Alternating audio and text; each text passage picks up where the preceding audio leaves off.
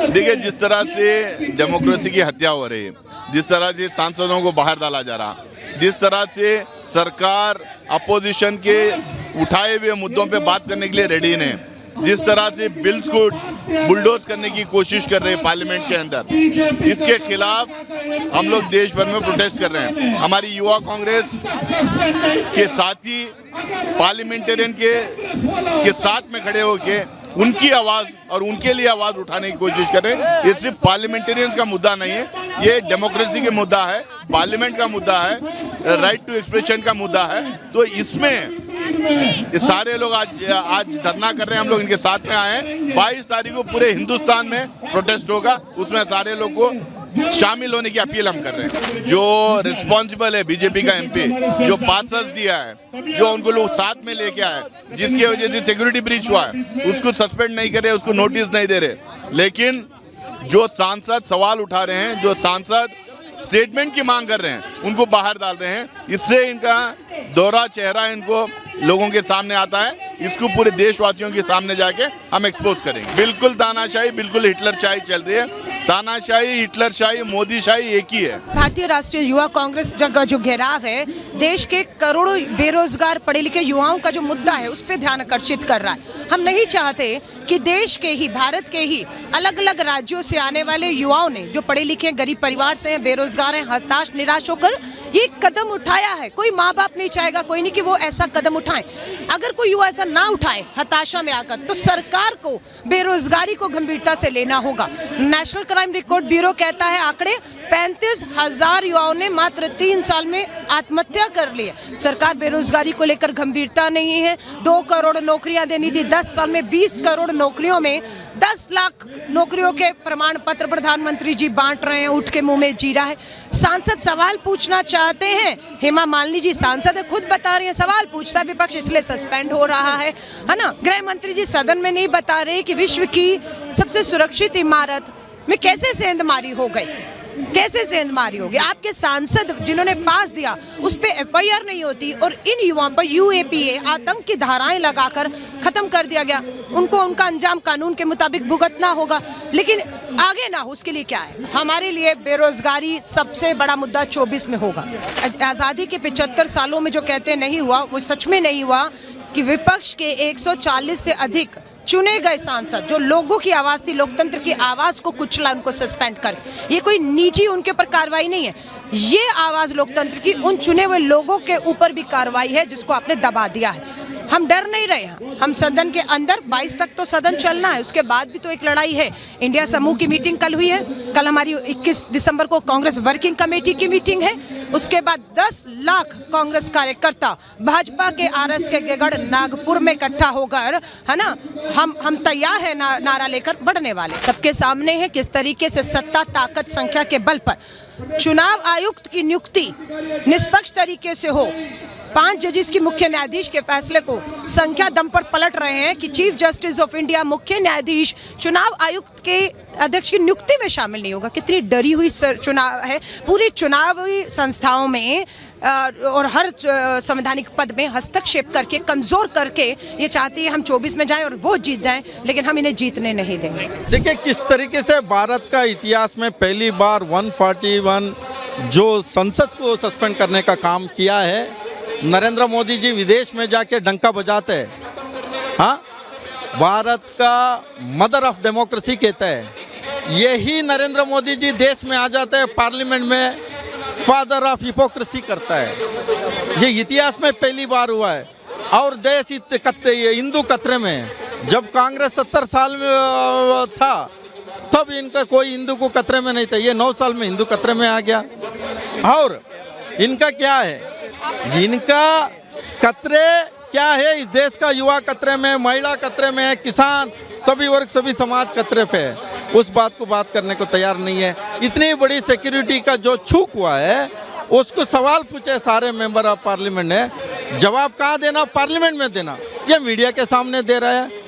अरे भाई क्या क्या आप लोग ने क्या इस देश में चल रहा है। इनका जो दूड़ी जी है, समाज ऐसे समाज को गंदी गंदी गालियां संसद में दिया, उसके ऊपर कोई कार्रवाई नहीं है। जो भी सिक्योरिटी वहाँ चूक हुआ उसका जो कारण है प्रताप सिंह वो अंदर है, वो प्रज्ञा जी अंदर है, तो बाहर कौन है? इस देश के लिए हमेशा लड़ने वाले पार्टी कांग्रेस तमाम अपोजिशन पार्टी का सारे संसद को सस्पेंड कर दिया है। ये तानाशाही जो सरकार चला रहा है, मेरे को लग रहा है ये लोग चाहते हैं इसको कोरिया बना दो, इसको चीन बना दो, ये सर्वाधिकार करना चाहते हैं। ये नहीं चलेगा, ये नाथुराम गोडसे का देश बनाना चाह रहे हैं। मैं कहना चाहता हूँ जब तक सूरज चांद रहेगा ये महात्मा गांधी जी का देश है, महात्मा गांधी जी का देश रहेगा। आप कुछ भी कोशिश करो, आप कुछ भी ये करो, ये देश का युवा है ना, जो बेरोजगार युवा, ये युवा को बेरोजगार नहीं दे पाए तो ये क्या दे सकता है इस देश में? इस देश का युवा जब जब सरकार के खिलाफ आवाज उठा है, ये सरकार को उखाड़ के फेंकने का काम किया है। इन लोगों का सारे वादा झूठे। अभी लेटेस्ट वादा था राजस्थान में, बड़े बड़े मोदी का बैनर, 450 रुपये में सिलेंडर। अभी कांग्रेस का एमपी ने सवाल पूछा, जवाब क्या है? ये चुनाव का जुमला है। इतने झूठ पॉलिटिक्स बंद करो भाई। हमने पुलिस प्रोवाइड करने को तैयार है, जो इनके हाथ में सिक्योरिटी नहीं दे पा रहे। मैंने आज 50-100 लोग आज सिक्योरिटी लाया हूँ, वो हमने देने को तैयार है। तो आप संसद आपने बचा नहीं पा रहा है, वहाँ सिक्योरिटी नहीं दे पा रहे, देश में कहाँ देगा? हाँ? यूथ कांग्रेस ने हमेशा युवाओं की आवाज़ उठाई है और श्रीनिवास जी उनकी पूरी टीम पिछले 10 साल से मोदी सरकार ने जो युवाओं को झूठे वादे करे हैं उसको पब्लिक के सामने लेकर आए हैं, युवाओं के हित की बात रखी है। इसी तरीके से आगे वो लड़ते रहेंगे और सब लोग यूथ कांग्रेस के साथ हैं। मुझे लगता है मोदी जी को पार्लियामेंट को बंद करके जो इनका आरएसएस का ऑफिस है वहाँ से पार्लियामेंट रन करना चाहिए। विपक्ष को वो देखना नहीं चाहते, पक्ष बोलता नहीं, तो अच्छा है कि पार्लियामेंट को बंद करके आरएसएस के ऑफिस से पार्लियामेंट को चलाएं, अपने दल के नेताओं को बिठाएं और वाह करें। देखिए हत्या तो हो चुकी है लोकतंत्र की, अब ये देखना है लोकतंत्र इस पार्टी को कैसे हराता है, भारतीय जनता पार्टी को, ये देखना है। देखिए कहावत है चाचा कोतवाल तो डर काहे का। चाचा जी प्रधानमंत्री है तो यही होगा और क्या होगा। तानाशाही तो बहुत छोटा सा वर्ड है। भारतीय जनता पार्टी की सोच पब्लिक के सामने आ रही है। जो देश में बैठा तानाशाह है ये आंखों पे पट्टी बांध चुका है। अगर कोई न्याय की आवाज उठाएगा इस मोदी सरकार में तो उसे निलंबित कर दिया जाएगा। अगर कोई बेरोजगारी की बात करेगा, कोई महंगाई की बात करेगा तो उसको निलंबित कर दिया जाएगा। आज सिर्फ धर्म कर्म की राजनीति है, हिंदू मुस्लिम की राजनीति है। सच्चाई है मेरे युवाओं को रोजगार चाहिए, मेरी बहनों को न्याय चाहिए। देश में बेरोजगारी इतनी बढ़ गई है कि हमारे भाई रोड पे टहल रहे हैं, उनको रोजगार देने का काम नहीं कर रही सरकार। और महंगाई इतनी तगड़ी हो गई है कि देश का हर व्यक्ति त्रस्त है इस महंगाई से। तो सच्चाई है मेरे भाइयों, इस तानाशाह सरकार को उखाड़ करके फेंकिए। देखिए आज यूथ का कार्यक्रम है, इसलिए हम विरोध जता रहे हैं। इस तानाशाह के खिलाफ हम अपना विरोध जता रहे हैं और हमारे 141 सांसदों का निलंबन है वापिस लें, नहीं तो रोड पर एक तानाशाह सरकार का अंत करेंगे हम लोग। लोकतंत्र खत्म होकर दिया इन्होंने। अगर कोई न्याय की बात करे, कोई सांसद भवन में सुरक्षा की चूक की बात करे, उन्हीं का सांसद लेटर लिखता है पार्लियामेंट में जाने के लिए। और ये सुरक्षा बहुत बड़ी चूक है। हमारे सांसदों को कुछ हो जाता, विपक्ष में बैठे सांसदों को कुछ हो जाता तो इसकी जिम्मेदारी कौन लेता? अगर यही बात को लेकर चर्चा करना चाह रही है तो हमारे सांसदों को इन्होंने निलंबित कर दिया। हम लोगों में रोष है, जब तक हमारे हक और अधिकार के लिए हम लोग पूरे जनता के हक और अधिकार के लिए लड़ेंगे। मोदी जी जितना अंत करना है अंत कर लीजिए। यह सरकार भी बदलेगी, एक तानाशाह भी बदलेगा, देश में अमन भाईचारा होगा। ये जो मोदी जी ने जो तानाशाही जो रवैया अपनाया उसके खिलाफ में यूथ कांग्रेस आज संसद के घेराव का कार्यक्रम है, तो सारे एमपी को सस्पेंड कर दिया। वो तानाशाही और क्या, डेमोक्रेसी तो है नहीं, डिक्टेटरशिप ही है। 100 से अधिक सांसदों को सस्पेंड कर दिया जाएगा कि आप मान सकते हो कि 1, 2, 5, 10 कार्य में बाधा डाल सकते हैं। 100 से प्लस सांसद बाधा डाल सकते हैं। उन्होंने विपक्ष को खत्म करने का काम कर रखे हैं। ये एक तरह के डिक्टेटर हैं। ये चाहते हैं कि हमारा राज रहे। 24 तो पास आ ही गया, हम इनको रिजल्ट मिल जाएगा 24 के अंदर। इनको क्या इन्होंने क्या किया और आगे इनको क्या हुआ, जो बोएगा वही खाएगा। कोई काम नहीं कर रहे, ये सिर्फ तानाशाही के अलावा कुछ नहीं है इनके पास में। आज इन्होंने जो सांसदों को इन्होंने बहिष्कार कर दिया, इनको हटा दिया, सस्पेंड कर दिया। आज इनको एक आप जैसे मीडिया बोल रही है कि ये कार्य प्रणाली के अंदर बाधा बन रहे हैं। ये कार्य प्रणाली इतनी क्या बड़ी थी, ये तो सिर्फ अपनी बात रख रहे थे। पहले क्या मुद्दे उठे नहीं है, पहली बार मुद्दे उठे हैं, विवाद पहले हुए नहीं है। इतनी हमारी जो युवा लड़कियां, पूरा हरियाणा की जितनी खेल की लड़कियां थी सारी बैठी थी, पर ब्रजभूषण सिंह पे कभी कार्रवाई हुई? एक बार भी उस पर बात नहीं हुई। वो भी तो सांसद था, उससे बड़ी बात तो नहीं हुई ना। आज आप बात करते हो लोकतंत्र, लोकतंत्र वो क्या बचाएगा?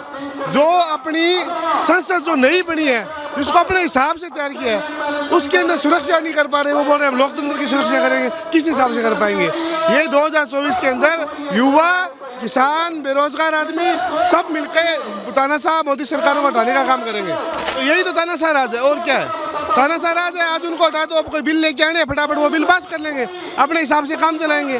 उसके बाद में फिर 2024 तक, अब आज भी वो कर रहे हैं, ठीक है, अब अपने हिसाब से तैयार करेंगे। 2024 का चुनाव है, उससे पहले अपना जो बिल पास करवाने पास करवा के फिर जुमला फेंकेंगे। पर अब की बार जुमले में जनता नहीं है, और सिर्फ जुमलेबाजी है। और जुमलेबाजी है तभी तो आज इतनी संख्या में युवा हैं। हर युवा बेरोजगार बैठा है, युवाओं के पास काम नहीं है। जो कुछ थोड़े बहुत काम दे, नौकरियां इन्होंने दी नहीं। कुछ प्राइवेट सेक्टर में अपना छोटा मोटा बिजनेस करके बैठे थे, उन लोगों ने जीएसटी से मार दिया। कोरोना काल आ गया, कोरोना काल के अंदर कोई भी छोटा मोटा व्यापारी था, 2-1.5 साल तक सबका काम बंद पड़ा था। उनको 1% भी कोई प्रोत्साहन देने का काम किया? किसानों को कभी भी फसलें खराब हो जाती है और कभी मुआवजा देने का काम किया? कभी नहीं किया। सिर्फ और सिर्फ उन्हें मारने का काम किया जा रहा है, और सिर्फ अपने जो सेठ है उनकी जेब भरने का काम कर रहे हैं। मोदी सरकार डिक्टेटरशिप पे तानाशाही पे उतर चुकी है। जो उनका मुख्य कार्य है वो तो कर नहीं पा रही है, सुरक्षा नहीं दे पा रही है, ना तो खुद की संसद की सुरक्षा कर पा रही है, ना ही बेटियों की और औरतों की सुरक्षा कर पा रही है। हर सिरे पर मोदी सरकार नाकाम घोषित हुई है। जुमलेबाज हैं ये तो, बिल्कुल इनके लिए कुछ भी नहीं, ये सिर्फ सत्ता का आनंद लेना चाहते हैं। इनके लिए कोई कार्य मान नहीं रखता, ये सिर्फ खुद के लिए कार्य करते हैं। जनता को इनसे कोई लेना देना नहीं है। जो इनके खिलाफ आवाज़ उठाता है, जो इनके खिलाफ बोलता है, ये चाहते हैं कि इनके खिलाफ कोई बोले नहीं। जो अगर राहुल गांधी जी संसद में बोलते हैं, उनका माइक ऑफ कर दिया जाता है। जिस तरह जो भी इनके खिलाफ आवाज़ उठाने की कोशिश करता है, उनकी आवाज़ को शांत करने का या दबाने का काम ये करता है। पर देश का युवा और देश की जनता अब जाग चुकी है। इनकी तानाशाही अब ज़्यादा दिन चलने वाला नहीं है। 2024 में जनता वोट की चोट करेगी और इनको बदलेगी। आज तक मोदी जी ने कोई 10 साल होने जा रहे हैं, कोई प्रेस कॉन्फ्रेंस की क्या? कभी भी एक भी प्रेस कॉन्फ्रेंस उन्होंने की? कोई सवाल उठाता है तो उससे भागते हैं, संसद के बाहर जवाब देते हैं, संसद के अंदर जवाब देना पसंद नहीं करते हैं। संसद की सुरक्षा तो हो नहीं पा रही है। आज अगर ऐसा कुछ होता तो संसद में युवा को घुसने की जरूरत पड़ती।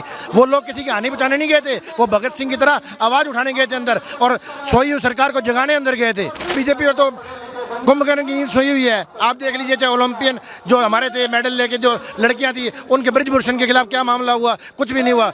वो यूपी के अंदर लक्ष्मीपुर में घटना हुई, किसानों को कुचल दिया गया, क्या हुआ? वो मंत्री आज ही बने हुए हैं। जो भी मोदी के सांसद एमएलए हैं, अगर वो कोई गलत काम करते हैं, मोदी उनके खिलाफ कोई काम नहीं करता। हाँ, विपक्ष के खिलाफ ईडी, सीबीआई सब हथियार यूज किए जा रहे हैं। एक सांसद प्रताप सिम्हा को बचाने के लिए इन्होंने विपक्ष के 141 सांसदों को जिस तरीके से सस्पेंड करा है, ये एक तानाशाही का सीधा उदाहरण है। आज तक हिंदुस्तान आज़ाद के बाद हिंदुस्तान के इतिहास में कभी ऐसा नहीं हुआ जो इन्होंने तानाशाही कर रहे हैं। महंगाई हिंदुस्तान के अंदर इस चरम पर पहुंच चुकी है। अब दाल, चावल, चीनी, दूध, किसी भी चीज़ का रेट उठा के देख लीजिए कि जनता तराई कर रही है। बेरोजगारी के अंदर इस समय हम बिल्कुल 10 साल के जो रिकॉर्ड था उसमें सबसे ऊपर चल रहे हैं। बेरोजगारी में देख लो, महंगाई में देख लो। संसद के अंदर एक प्रताप सिम्हा मैसूर से जो सांसद है, उसको बचाने के लिए इन्होंने पूरी की पूरी विपक्ष को खत्म करने की साजिश कर दी है। और इसके ऊपर जवाबदेही प्रधानमंत्री मोदी और अमित शाह जी की है, क्योंकि जो सेंट्रल पुलिस है वो मोदी और अमित शाह जी के हाथ में, जो गृह मंत्री हैं, लेकिन वो अपनी जवाबदेही से बच रहे हैं और किसी चीज़ का जवाब देने नहीं चाहते। तानाशाही भरपूर चल रही है, जिसका अभी तक कोई भी निचोड़ नहीं है, और ये बस 3 महीने की बात है। उसके बाद में तानाशाही पूर्ण रूप से खत्म हो जाएगी, क्योंकि 2024 के अंदर इंडिया गठबंधन के नेतृत्व में सरकार बनाने जा रहे हैं। पिछले 60 सालों के अंदर इतने हमारे देश के जवान शहीद नहीं हुए थे जितने जवान पिछले 10 साल के अंदर जम्मू कश्मीर और बॉर्डर पर हो चुके हैं। देश इतना सुरक्षित हाथों में इन्होंने कर रखा है। चीन के ऊपर इनकी एक आवाज़ नहीं निकलती है, क्योंकि चीन के अंदर चीन बहुत दूर तक आ चुका है, हिंदुस्तान के अंदर सीमा के अंदर घुस के। पाकिस्तान के अंदर हर लगभग दूसरे दिन बॉर्डर पे हमारा कोई जवान शहीद होकर घर आ रहा है। इन्होंने संसद के अंदर जो संसद की सुरक्षा नहीं कर सकते, वो किस तरह देश सुरक्षित हाथों में कहेंगे? अगर वहाँ बैठे सांसद भी सुरक्षित नहीं है, जो सबसे बड़ी सुरक्षित जगह मानी जाती है जहाँ से देश चलता है, वही चीज़ आज सुरक्षित नहीं है, तो आम जन कैसे सुरक्षित होंगे? बस यही कारण है। कारण आपने बता दिया है कि जिस तरीके से लोकतंत्र की हत्या हो रही है, जिस तरीके से संसद की सुरक्षा पर चूक हो रहा है, महंगाई और बेरोजगारी जिस तरीके से देश में बेतहाशा अपना पैर पसार रही है, उसके खिलाफ आज हम अपने नेता श्रीनिवास जी के नेतृत्व में पूरी यूथ कांग्रेस, पूरे देश भर की यूथ कांग्रेस संसद का घेराव करने के लिए निकली हुई। मोदी जी तो ये भी कहते हैं कि हर साल 2 करोड़ युवाओं को रोजगार देंगे, 15 लाख रुपए हर खाते में आएंगे। मोदी जी जो कहते हैं वो बिल्कुल भी नहीं करते हैं, सरासर झूठ बोलते हैं। अब तो उनको गप्पू कहा जाने लगा है, अब उनको गप्पू कहा जाने लगा है, पहले फेंकू कहा जाता था, तो अब उनको गप्पू और फेंकू कहा जाने लगा है। ये डर है मोदी जी का और भारतीय जनता पार्टी का और उनके जो मुख्य संगठन है आरएसएस का, ये डर है। वो डरते हैं सवाल से, वो डरते हैं सच से। जब हमारे नेता सच के लिए अपनी आवाज उठाते हैं, जब राहुल गांधी जी सच की बात करते हैं, तो मोदी जी और आरएसएस और पूरी सरकार डर जाती है। इसलिए हमारे नेताओं को सस्पेंड किया जाता है। वेदुड़ी जी जब उनके सांसद गाली गलौज करते हैं तो वो कौन सा उपकार कर रहे थे सदन के ऊपर? जब उनके नेता एक सांसद भारतीय जनता पार्टी के 4 लोगों को अपने पास देकर के अंदर बुलाते हैं और सदन में वहां पर हंगामा होता है, उन सांसदों की सुरक्षा खतरे में हो जाती है, तब वो कौन सा उपकार कर रहे थे? बिल्कुल, वर्तमान में जो हमारे देश की स्थिति है, ऐसा लग रहा है कि हम फिर गुलामी की तरफ बढ़ रहे हैं। आज लोकतंत्र खतरे में है। आज आम जनमानस स्वतंत्र नहीं है अपने अधिकारों की लड़ाई के लिए, अपनी बात रखने के लिए। और लोकतंत्र की जो परिभाषा होती है वो पूरी तरह से हमारे देश की बदल चुकी है, और इसको बदलने का पूरा श्रेय मोदी जी को जाता है कि आज आम जनमानस, युवा हो चाहे महिलाएं हो चाहे किसान हो, अपनी बात जब वो रखते हैं तो कहीं ना कहीं उन पे आरोप प्रत्यारोप लगाकर उनको ही कहीं ना कहीं कार्रवाई कराने का काम करते हैं। आज देश में स्थिति ऐसी है, आज बढ़ती हुई महंगाई है, बेरोजगारी है, साथ ही साथ जो तानाशाही रवैया, उसके खिलाफ हम सभी मैदान पे आए हैं, सड़कों पे उतरे हैं कि आने वाले समय में जो सदन में बातें उठ के आई हैं कि कई सांसदों को के खिलाफ कार्रवाई की गई है, निलंबित किया गया है, तो उसके खिलाफ हम सभी एक आम नागरिक होने के नाते इस देश को गुलामी से आज़ाद कराने के लिए आज सड़कों पे उतरे। गृह मंत्री सिर्फ जिम्मेदार हैं देश में सरकारों को खरीदने के लिए। गृह मंत्री जी सिर्फ जिम्मेदार हैं कि जहां भाजपा हार जाती है वहां पर दूसरी पार्टी के लोगों को डरा धमकाकर अपने पक्ष में करने के लिए। गृह मंत्री जी सिर्फ जिम्मेदार हैं CBID के द्वारा विपक्ष के नेताओं को डराने के लिए। तो गृह मंत्री हमारा गैर जिम्मेदार है। ये रंगा बिल्ला की जोड़ी है। 20,000 करोड़ की नई संसद बना दी सांसदों को निलंबित करने के लिए। अरे अकेले ही बोलना था, अकेले ही सब करना था, तो सरकार का, देश का पैसा क्यों खर्चा किया? इस देश में MLA को सजा हुई है बलात्कार की, नाबालिग के साथ बलात्कार की। कौन है वो? बीजेपी का MLA है। शर्म आई बीजेपी वालों को? उस पर कोई स्टेटमेंट आया? ये अब युवाओं का आक्रोश है। आप जानते हैं कि पूरे देश के युवा, पढ़े लिखे युवा, इंजीनियरिंग, डॉक्टरी कर करके बैठे हुए हैं, लेकिन उनके पास नौकरियां नहीं हैं। हम ये सारे युवा जो बेरोजगार घूम रहे हैं, आज उनका आक्रोश है ये। तो यहाँ पे चाहे कितना भी बंदेज कर लिया जाए, ये सब अपनी मांग को लेकर संगठित हुए हैं और हम जोरों शोरों से आगे बढ़ेंगे। जब जब मोदी डरता है पुलिस को आगे करता है। काश मोदी जी ने इतनी सुरक्षा उस संसद की होती जिसका सदन में माथा चूम के, चौखट चूम के अंदर गए थे। ये मोदी पहले ऐसे प्रधानमंत्री जिनके राज में संसद को चूमने वाले अपने सदन को नहीं बचा पाए। बरसी थी उस दिन संसद में, उस दिन देशभक्तों का खून बहा था, लेकिन लोग कूद गए। मैं कहता हूं कि आजाद भारत में सवाल कहां पूछेंगे लोग? सदन में आप जो भी सवाल का बौछार करता है उसको आप बाहर कर देते हैं। ये नए निजाम का फरमान है, संसद में सवाल पूछना हराम है। ये मोदी जी की तानाशाही है और इस तानाशाही के खिलाफ आज कांग्रेस सड़कों पे।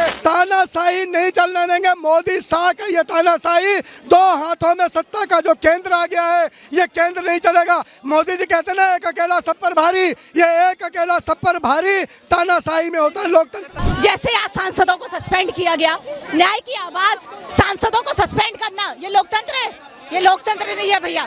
महिलाओं को गुंडे बदमाशों की तरह नीचे पटकना, ये लोकतंत्र है? अभी एक प्रेस की महिला को नीचे फर्श पे डाल दिया, ये लोकतंत्र है? ये लोकतंत्र नहीं है।